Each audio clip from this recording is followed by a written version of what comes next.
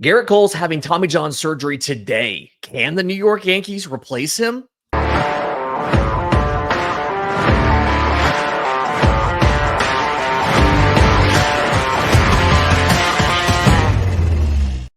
Yes, welcome on in to First Pitch for Tuesday, March 11th, your source of news, notes, and updates on Major League Baseball. I'm your host, Lindsay Crosby. You can follow me on Twitter at Crosby Baseball. He's Troy Brock, Troy B Baseball on the Twitter machine. Tell all your friends, firstpitchpodcast.com, to get their daily news, notes, and updates on Major League Baseball. And Troy, continuing with our division previews, we're going to get to the Washington Nationals later. We're going to get to the story about the Rays being pushed to sell the team. We're going to get to a really weird ranking of the best lineups in baseball from MLB. But first, we've got to continue the story. I think this is the cover story now for 3 days about Gerrit Cole is confirmed to need Tommy John surgery. He will miss all of the 2025 season. And while we don't know as of yet the exact surgery he's going to have, is it going to be conventional Tommy John? Is it going to be Tommy John with a brace or whatever? He will miss part of 2026 as well.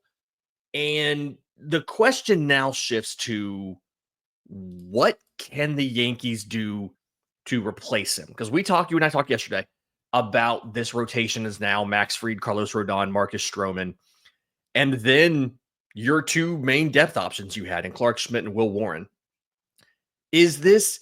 What do you think the odds are that they're able to get a trade done in spring training for another arm? Or is they're just going to have to wait until later in the year to grab a quality guy when somebody falls out of contention? Yeah, it's going to take a lot to get a trade done now as opposed to later in the year, even with the teams that are bottom dwellers and have pieces that they can move, just because you're trading for a longer control of a guy than you normally would at the trade deadline or something. It's going to take a lot of prospect capital from them, or even some major league pieces, depending on who they trade with. But it's something that they really need to start looking into if they haven't already, because it's their rotation's not great now with Gerrit Cole gone. It was already not the best. It wasn't as deep as a lot of other rotations in baseball after Max Fried and Gerrit Cole.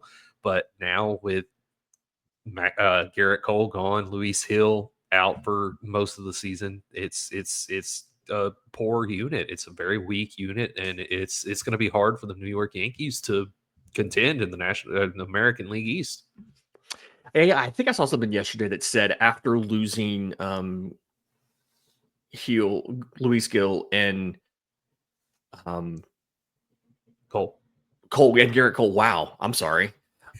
Gil and Cole. This time change is messing me up. After losing Gil and Cole, it went from like a top 10 unit to a bottom 10 unit. And I think it's to your point, everybody had to shift up a couple spots.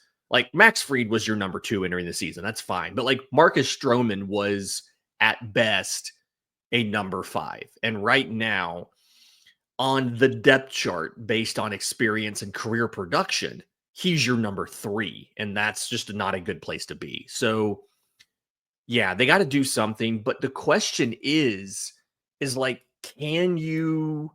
what can you do to get better right now in the trade market? You kind of touched on it. It's going to be very expensive to go out and get a guy, a major leaguer via trade right now. And so I think they're going to have to do some signings and, to bring in pieces that can help them out. Like maybe it's a Lance Lynn, maybe it's a Kyle Gibson, something like that. Now that Lance Lynn can keep his beard. But they do have, there's a little bit of factors in both directions that impact this. On the good side, reportedly, according to ESPN, the Yankees had insurance on Gerrit Cole's deal. So they'll recoup about, typically the insurance covers about 75% of the portion of their salary. So they'll recoup some of that. But the downside is they are easily in the CBT. And so they are taxed dollar for dollar at 100% for any additional player salaries they take on. So if they sign a guy to a $5 million deal, it costs them $10 million for that player. They have to spend $10 million to keep that guy. So, if you sign a Kyle Gibson, let's just go with that, or a Lance Lynn, you're paying them 5, but you're paying the league an additional 5 just to have that guy. Now, the insurance money, I think, can help cover some of that, right? You're going to get some of Cole's money back, but it's still a complication. And I do think that's another reason why a trade right now, one, it would be very expensive from a prospect perspective. And this is not a team, I feel like, that has a ton of prospect capital left that they really want to move. But the flip side is, like, Sandy from the Marlins is making 17 million and change right now. If you pick him up right now, you spend $34 million to roster him. And is he worth that? Probably. But how many pitchers are on the trade market right now or could be available via a Godfather trade right now that are worth double their salary? But you have to do it because it feels like looking towards you're getting into the back end of this competitive window with such an old roster. You've got to do it, right? You have to do something, a signing or something to reinforce this rotation. Yes, 100%. I completely agree with you. It's Sandy Alcantara would be a good fit up there with the Yankees. He, even though he is coming off of Tommy John surgery, we don't know. Even though he said he doesn't have a pitch count or innings limit or anything like that, of course there is one. Like he's going to say that because he wants to say that. He doesn't want people to kind of question what he's capable of doing this year. But there is one. Especially in his contract year. Even if the team doesn't put one on him, he's putting one on him because it's a contract year. But yeah, wait. Alcantara's in a contract year? He has more years of control. Does he? He I signed thought he for was a free agent 17.3 this year and next year, and he has a $21 million option for 27. It's Dylan Cease and Michael King that are in the contract years. You're right. My bad. Yep. I don't know why I thought Sandy Alcantara was a free agent after this year, but no, he's got 3 years of control if you pick up the option, and really good prices too. 17, 17, 21. Like, yeah, he's going to be the most desired guy on the trade market. And so, like, kind of like my point was, I don't see how, like, the Yankees couldn't get Gerrit Crochet. They tried and they couldn't beat Boston's deal. You're in a similar boat here unless you give away all of the rest of your top prospects, right? Unless you're willing to move Spencer Jones, unless you're willing to move, one of shortstops, George Lombard or Roderick Arias, like, unless you're willing to move, multiple top prospects, which, again, it's a weaker farm than a lot of the people's are. You're not going to be able to beat other teams when these guys come available. Like, that's the issue you have here because Sandy has 3 years of control. He has the historical performance. The only question you have is what's his workload this year for Tommy John? Because he's looked great in spring. Yeah. Oh yeah, for sure. But maybe if it's not Sandy because of how expensive it's going to be, maybe they can go to the Padres and say, "Hey, can we have King back?" but yeah, there are certainly options out there available to the Yankees to make a trade for him. Sandy Alcantara, Dylan Cease, Michael King, Luis Castillo with the Mariners. If the Mariners are willing to part with Castillo, who is also under contract for 3 more years, I did look that one up before I brought him up, but. Nice. But it's just the main issue is whether or not the Yankees are willing to spend that prospect capital that it's going to take to get any of those guys on the that roster. Limited prospect capital, and whether when those guys come available, they can outbid others. I do think the path forward here is there are so many frontline starting pitchers that could be available because they're in contract years, but you're waiting for their teams to fall out of it. And I think the issue you have is with the expanded playoffs, it takes a lot longer for guys to fall out of it. I think the way that New York's going to have to navigate this is use the insurance money to cover the luxury tax bill on some signings, right? And then hope that can get you to the trade deadline because somebody's going to fall out of this, right? Somebody who's a contender is going to have a disappointing year. Like the Astros, they flipped Kyle Tucker, right? Framber Valdez is coming up on is I think in the final year of his deal, right? If the Astros fall out of contention, do they move him? the Diamondbacks somehow stumble. I don't think they will, but if they somehow stumble, Zach Gallen's in the final year of his deal. Robbie Ray with the Giants, $25 million each of the last 2 years. The Giants kind of don't want to spend money. You could see a scenario where Buster Posey wants to dump that contract. So, like, there's options, to your point, the Padres, right? King and Cease. If they fall out of the playoff race, do they move one of or both of those guys? It's just a question of, to me, can you make some signings and bridge to get there? And then even if you do you have the pieces in the farm system? You have to hope your pitching factory keeps developing some of these young arms. A lot of their top prospects for pitchers now are in the lower minors. You need some of these guys to have good years to push up in the system so that you can then turn around and flip them at the deadline. This is the Yankees with trading young pitchers, the way that they always like to trade these pitching prospects, reminds me of how the New Orleans Saints in the NFL never seem to like take time to fix their cap. They just always restructure bonuses and push things out. And now they're like years into chasing this problem of they've pushed these cap things out and out and out and out and out. And it's finally kind of catching up to them a little bit. And they're still trying to make it work despite all of this dead cap coming in the future. That's like where the Yankees are now, where they keep trading these young arms. And then when disaster happens, and I would argue Gerrit Cole having Tommy John's a disaster. When a disaster happens, now they're in a hard place. And they have to either keep doing that same thing and get even weaker, or they have to just suck for a year and get through it.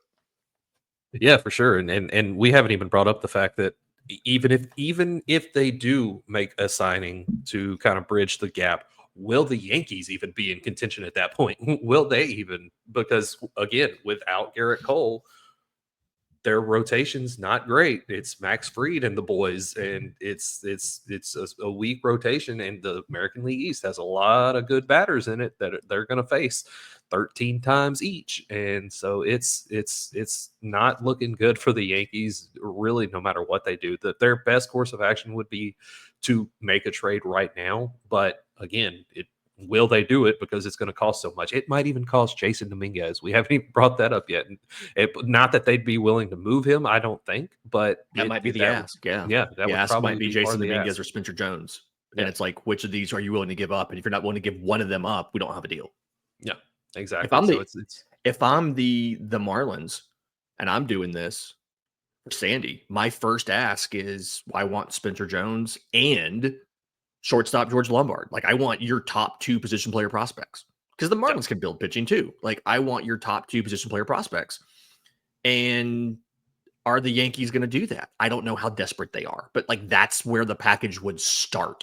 And Yankees fans are going to say that's too expensive. But when you have the asset this early in the year, you set the price. And that is where the Marlins are going to start the conversation.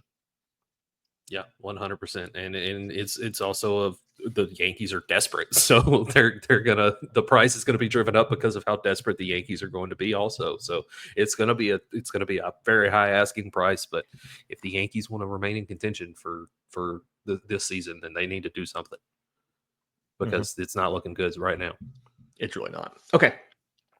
Moving on a little bit. Another thing where it's not looking good right now, the Tampa Bay Rays are playing in a minor league ballpark owned by the Yankees this year because of damage to Tropicana Field. And the damage to Tropicana Field has really thrown a wrench into the whole effort of the Rays to get a new ballpark from St. Pete, right? So the Tampa Bay Rays, to clarify, are not actually playing in Tampa. They're playing in St. Pete. So they're south of the Bay. And it's funny, they're called the Tampa Bay Rays. They're not the team of the body of water, right? It's the metro area. But there's been a lot of back and forth, and owner Stu Sternberg has really kind of like, the team is kind of threatening to walk away. They want more money in the deal. They claim since the hurricanes, there's now costs have gone up for the deal. And it's like a $1.3 billion stadium deal. What's going on? The Rays are contributing $700 million, and they're claiming that there's a holdup in in construction and costs are gone up, and they want the county and all of that to cover more. MLB reportedly, according to Evan Drellich of The Athletic, is not happy with the Rays threatening to walk away from this. And MLB is pressuring behind the scenes, is pressuring Stu Sternberg to sell the team. There are a couple different groups in Tampa, in the Tampa Bay area, who have expressed interest in purchasing the team. One of them is the family of Edward DeBartolo Jr. His members of his family, not him, members of his family own the San Francisco 49ers. One of these people, Joe Malloy, former minority owner of the New York Yankees. There is another ownership group with some local businessmen who are also part of, who are also in groups looking at buying the team. The rule that MLB has in place with these people, MLB wants the franchise to remain in Florida. That is going to be a requirement in the Tampa area, if at all possible, right? There's been lots of conversations about Ybor City, which is over on the Tampa side of the bay. It's a neighborhood down there. It's actually really cool. I like Ybor City a lot. But moving it there, if it's not in St. Pete, there has been discussion. Orlando could be a possibility, but reportedly the team needs to stay in Florida. Are you in or out on somebody else owning the Rays instead of Stu Sternberg? See, this one. I know we always talk about wanting teams to spend more money, and the Rays are a team that have always been not willing to do that. But for the Rays, it has worked because they have some of the best development teams in Major League Baseball. They always find a way to develop their prospects very well, or even guys that they get through trade. Like Charlie Morton went to Tampa Bay and had that was part of his career resurgence with the Astros. And then, and Zach Eflin went to Tampa Bay and had one of the best stretches of his career when he was with Tampa Bay. So they're one of those pitching factories. So while they haven't spent much money, they still had a modicum of success that other teams that don't spend as much money haven't had. They made it to the World Series a few years ago, but at the same time, you have to think, if they did have that same development staff and coaching staff in their organization, but they also spent more money, they might have won that World Series that they were in a few years ago, or they might have been in more World Series than they have been throughout the history of their franchise. I think they've only made it to 2 World Series in their history of their franchise. One of them, the Philadelphia Phillies, won in 2008, and then the other one was a few years ago. And if you got to think that, was it 2020? No, because that was Dodgers. It was 2019 or 20 or something like that. Anyway, recently. Yeah. It was 2020. The Dodgers beat the Rays in that World Series. That's what it was.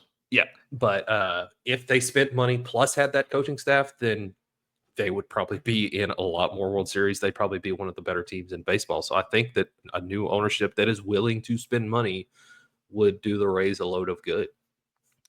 In a way, you can kind of blame Stu Sternberg for the Los Angeles Dodgers being what they are right now. So hear me out here. When he bought the team in 2003, he hired Andrew Friedman to run baseball development. He became GM, and he became GM in 2005 at the age of 28, right? Super young. And he built the Rays into what they are now, using the advanced analytics, being so good with scouting and development and all of this stuff. But they didn't have the money. And so he left the Rays and went to the Dodgers and took all of the stuff that he developed, all of the knowledge, all of the development, the scouting, all of that kind of stuff, took that to LA. And in LA, he did the same things in LA that he did in Tampa, but he also had an actual payroll. And so, I'm not saying that the Rays would become the Dodgers East with a new owner, but you can directly see how the things that they are doing or were doing that were cutting edge became the things that the other top teams were doing, like the Dodgers. Other guys have left the Rays and gone to other organizations and brought in some of those things and done some of those things and gotten better. And so this is a situation. I don't love the idea of like telling the guy he has to sell, but I do like the idea of at the end of the day, if you have a more sustainable business operation in Tampa, because right now the St. Pete ballpark, like I've been to that ballpark. I stayed in a hotel across the street when I went down there for a work thing once. It's not a great area. It's not a great ballpark, and they draw poorly, partly because it's so hard to get there, partly because of the area it's in. Um, a lot of, from what I've seen from the outside, a lot of the other proposals for ballpark locations have not gone through because the Rays weren't willing to spend money on their side to make it happen. The Ybor City thing couldn't go through. And so at the end of the day, I'm fine with this. I just want an owner that'll spend money. And I feel like at this point, with the cost and the value of all of these franchises, I mean, I think in the athletic piece, Evan Drellich talks about um, Sternberg bought it for $200 million in 2004. Forbes estimates they're worth $1.25 billion right now. And to actually make the purchase, because of how infrequently these things come on the market, you're probably paying $2 billion bucks. It's impossible to buy these teams and then act like broke boys. Like you have to spend money because you have to have money to buy them. So yeah, let's do it. Let's go ahead. Let's force the Rays to sell. The new owners have to keep them down there, give us an awesome Ybor City neighborhood ballpark kind of thing with the whole kind of village around it. Let's do this because it's going to make the league better at the end of the day. And if Stu Sternberg doesn't like it, you should have spent more money. Yeah, 100%. That should be the tagline of our show. Owners should spend more money. First pitch. Owners should spend more money because I'm right there with you. Owners should spend more money. Stu Sternberg is one of those that should spend more money. As you pointed out, we have seen what happens when you have the development system of the Tampa Bay Rays plus spending more money. So it's right there written out in ink. Okay, we're going to hold off on this top lineups thing until tomorrow because we're already kind of getting a little deep into the show here.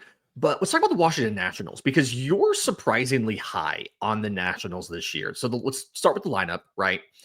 A lot of youth. Okay, they have Josh Bell. They signed him as a free agent to be a DH, age 32. They traded for Nate Lowe or Lau, one of those two, age 29 to play first base. They brought in Paul DeYoung as a placeholder at third. He's 31 years old. He'll be at third base until they can get one of their top prospects, Brady House, ready. He wasn't NRI to camp. He's not even 22 yet. But outside of that, it's the youth movement. CJ Abrams and Luis Garcia in the middle infield. Both those guys are under the age of 25. Keibert Ruiz is 26. Your outfield is 25-year-old dynamic defensive center fielder Jacob Young, and top prospects Dylan Cruz and James Wood, who are 23 and 22. Your bench is a lot of younger guys. You have a veteran outfielder in Alex Cole. You have a veteran utility man in the Med Rosario, who's only 29, has been in the league like 7 years. Wild. Thoughts on this lineup for 2025? Yeah, I like this lineup a lot. I'm very high on this lineup. I think they're all especially the young guys, are going to take another step forward in their development. And, you already saw what James Wood can do last year. And I think that he's going to tap into that power potential that he has a little more this year. Because if you look at his frame, he's the same. He's not as big, muscular as Aaron Judge, but he is the same height as Aaron Judge, and so you put some more muscle on him, and he could be right there with Aaron Judge at mashing 50 plus home runs a year. And he already has some power potential that he showed in the minors, and I do think he'll tap into that more this year. Dylan Cruz, he didn't have the best stint in Major League Baseball last year as a late August call up. Yeah, 35 days. It was short. Yeah. And it was a small sample size, so you got to imagine he'll turn it around this year over a full season. Maybe CJ Abrams won't be going to casinos and staying out till 8 a.m. That's still yet to be seen. But I do like the additions of Nathaniel for first base, and Luis Garcia is an unsung part of this lineup. Like he's one of the best parts of this lineup. He had quite possibly the best offensive season on the team last year, and he doesn't get near the recognition that C.J. Abrams or James Wood does. I really like this lineup a lot. I think it's honestly, I'm going to get a lot of hate for this probably, but I think this is the third best lineup in the National League East. Ooh, that's interesting. Yeah, I'm kind of curious who you have outside of that top three. From the common consensus of the Mets, Braves, and Phillies in no certain order. I do think that I've never really thought Keibert Ruiz has been that great behind the plate. 95 WRC plus. He comes out to league average for catchers, right? I think league average for catchers is like 91 or 92. I don't necessarily know how valuable he is as he gets older and he gets into like arbitration years and stuff.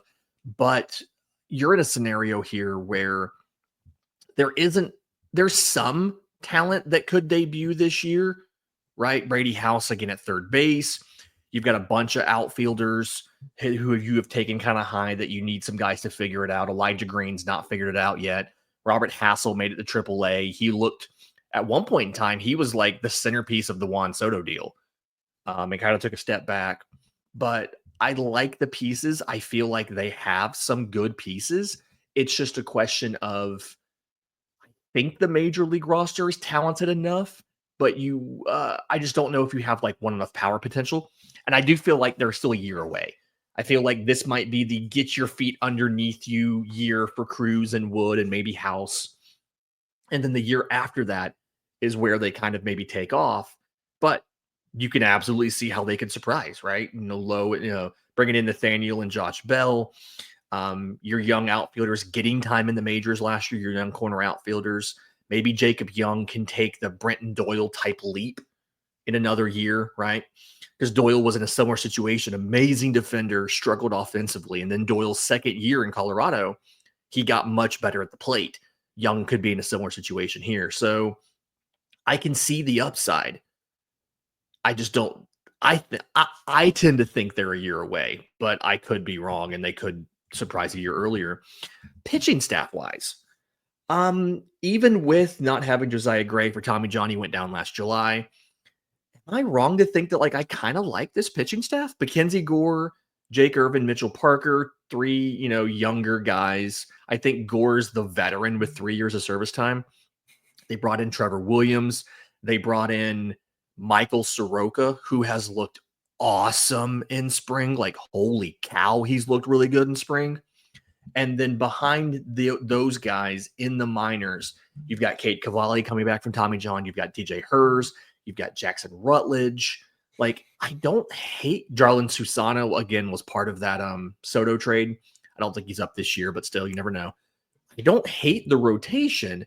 I don't know if they're a playoff rotation, but it feels like this is a good year to kind of get everybody right. And then you turn around in 26, you're a force.